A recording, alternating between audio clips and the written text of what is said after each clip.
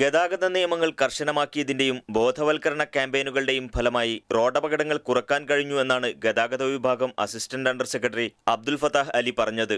അപകടങ്ങളുടെ പ്രതിമാസ ശരാശരി 1200-ൽ നിന്ന് 700-ആയി കുറഞ്ഞിട്ടുണ്ട്. വാഹന പരിശോധനയും നിയമങ്ങളിലെ കടുംപിടുത്തവും ജനങ്ങളുടെ ജീവൻ രക്ഷിക്കാൻ വേണ്ടിയാണെന്നും പരാതികൾ ഉള്ളവർക്ക് ബന്ധപ്പെട്ട വകുപ്പുകളെ സമീപിക്കാമെന്നും പറഞ്ഞ അദ്ദേഹം തന്റെ ഓഫീസ് വാതിൽ എല്ലാവർക്കുമായി തുറന്നിട്ടിരിക്കുകയാണെന്നും കൂട്ടിച്ചേർത്തു. ലൈസൻസ് വിതരണത്തിൽ നിലവിലുള്ള നിയന്ത്രണം തുടരുമെന്ന് തന്നെയാണ് ഗതാഗത മേധാവിയുടെ പ്രസ്താവന സൂചിപ്പിക്കുന്നത്. 400 ദിനാറിന് മുകളിൽ ശമ്പളവും സർവകലാശാലാ ബിരുദവും വിദഗ്ധ തസ്തികയുമുള്ളവർക്ക് മാത്രമേ ഡ്രൈവിംഗ് ലൈസൻസ് അനുവദിക്കൂ.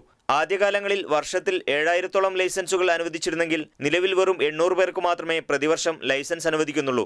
2-ൽ കൂടുതൽ വാഹനങ്ങളുള്ളവർക്ക് അധിക നികുതി ചുമത്തൽ നേരത്തെ ചില പഠനങ്ങളുടെ അടിസ്ഥാനത്തിൽ ഉയർന്നുവന്ന നിർദ്ദേശം മാത്രമായിരുന്നുവെന്നും നിലവിലെ സാഹചര്യത്തിൽ അത്തരമൊരു നീക്കവും ഗതാഗത വകുപ്പ് നടത്തുന്നില്ല എന്നും അദ്ദേഹം കൂട്ടിച്ചേർത്തു. Media 1 Kuwait city.